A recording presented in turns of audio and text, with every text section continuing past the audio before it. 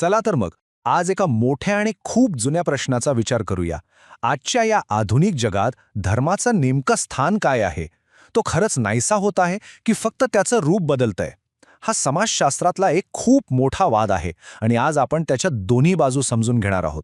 तर मूळ प्रश्न हाच आहे की आजच्या जगात, या आधुनिक जगात धर्म खरंच नाहीसा होतोय का?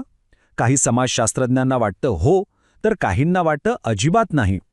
या विश्लेषणात आपण ह्याच दोन्ही बाजूंचे सिद्धांत पाहणार आहोत. चला मग या चर्चेच्या पहिल्या भागाकडे वळूया. नाहीसा होणारा देव हा एक खूप जुना आणि महत्त्वाचा विचार आहे. तो असं सांगतो की जसा जसा समाज आधुनिक होत जातो तसतसा धर्माचा प्रभाव कमी होत जातो आणि ह्याच विचारप्रवाहाला सेक्युलरायझेशन असं म्हणतात. आता या सगळ्या चर्चेतला जो मुख्य शब्द आहे तो म्हणजे सेक्युलरायझेशन. आता याचा नेमका अर्थ काय?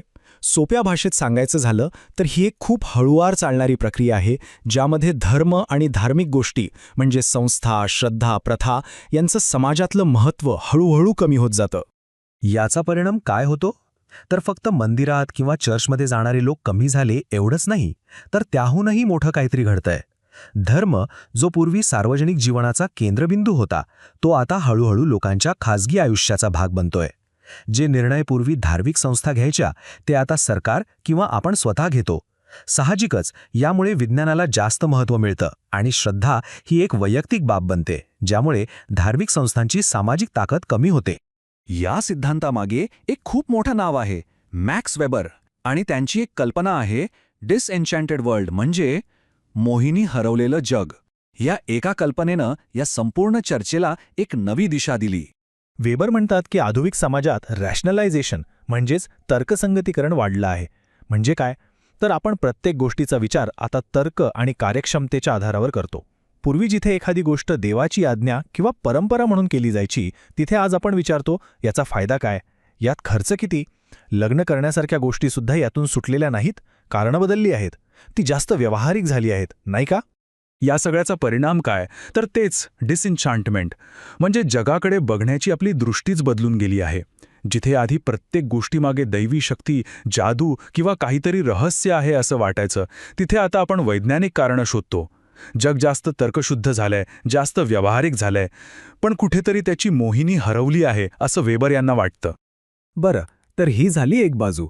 पण गोष्ट इथेच संपत नाही, कारण अनेक समाजशास्त्रज्ञांना असं वाटतं की हा धर्माचा ऱ्हास नाहीये, हा फक्त एक बदल आहे.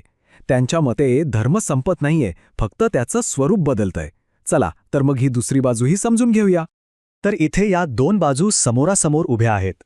एकीकडे आहे ऱ्हास सिद्धांत, जो म्हणतो की धर्माचं सामाजिक महत्त्व कमी होतंय, तो नाहीसा होतंय. आणि दुसरीकडे आहे बदल सिद्धांत, जो म्हणतो नाही, धर्म नाहीसा होत नाहीये, तो फक्त एक नवीन अधिक वैयक्तिक रूप घेतोय. आणि या बदल सिद्धांताच्या केंद्रस्थानी आहे एक खूप इंटरेस्टिंग कल्पना, समाजशास्त्रज्ञ ग्रेस डेवी यांची. त्या म्हणतात बिलिव्हिंग विदाऊट बिलॉंगिंग, म्हणजे संबंधित न राहता विश्वास ठेवणे. पण याचा अर्थ काय होतो? डेवी सांगतात की लोकांचा देवावरचा किंवा श्रद्धेवरचा विश्वास उडालेला नाही, तो अजूनही आहे.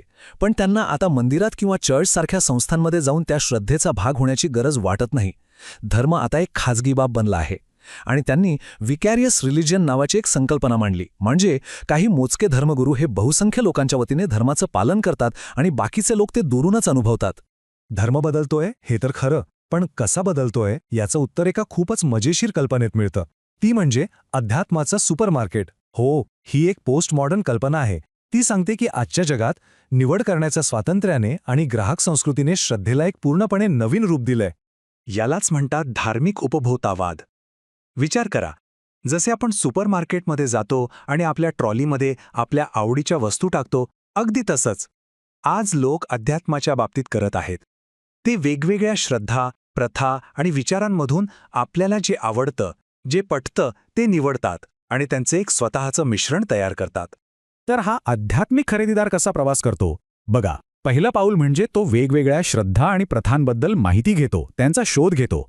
मग दुसऱ्या टप्प्यात त्याला जे जे आवडतं ते तो निवडतो आणि त्यांचे एक मिश्रण तयार करतो. आणि मग शेवटी या सगळ्यातून तो स्वतःची एक वेगळी, एक अनोखी आध्यात्मिक ओळख बनवतो. यासाठी समाजशास्त्रज्ञ डेव्हिड लिओन यांनी एक खूप जबरदस्त रूपक वापरलंय, जीसस इन डिझनीलँड. आता याचा अर्थ काय?